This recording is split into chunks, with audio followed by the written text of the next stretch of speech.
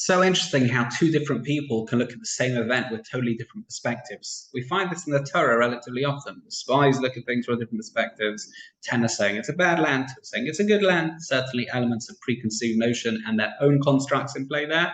Cain and Hevel look at the world in different ways, and any battle between our enemies and ourselves is not only a physical battle for dominion and superiority and supremacy, but it's an ideological battle. Yaakov and Esav, Ishmael, etc. They are ideological battles. Now, having said that, the day of Shabbos, the day that's kept us as Jewish people, the thing which we introduced to the world, the 7-day week, sounds like they're two very different ways to view it. I mean, some people think of it as the end of the week. Some people say, no, it's actually kicking off the week. Maybe it's the centerpiece of the week.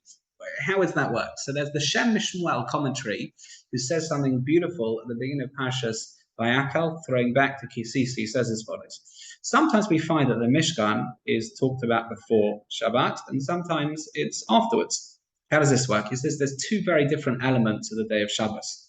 On the one hand, Shabbos is the last day of the week, and it completes the previous week. In fact, it atones for the mistakes of the previous week. On the other hand, Shabbos provides the energy, the wherewithal, the spiritual power for the next week.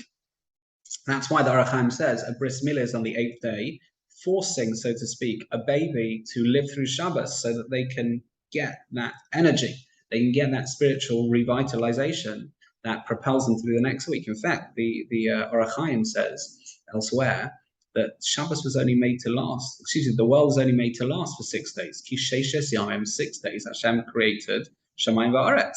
It's only supposed to last for 6 days. So what happens? Shabbos gives it its revitalizing energy, so it can last another week. And maybe last another 6 days. Says therefore the Shem Mishmuel that there's two elements of Shabbos, atonement of fast and completion going forward. And says the Shem Mishmuel, this is the answer to a remarkable Gemara. The Gemara says, once, if you're stuck in the desert, you have no idea when Shabbos is, what do you do? Two opinions. One says you keep the first 6 as normal days, and then 7th is Shabbos. Why? Because that's what happened when Hashem created the world, 6 days and then Shabbos. The other opinion says, no, you keep the immediate day, the first day, and then you count 6 days as the week. Why? Because Adam experienced his first day, he was born on a Friday, his first proper day was Shabbos. So if you did that way around, said the Shemesh rule, this is the argument, which is the main element of Shabbos. Is it that it's the completion of the week, 6 days in Shabbos, or is it the harbinger or the vehicle, the fulcrum to get to the next week?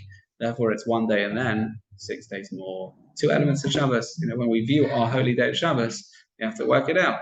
Is it my mode is I'm atoning, I'm completing the previous week, or am I using it as a springboard for the next week? Both are true and correct elements.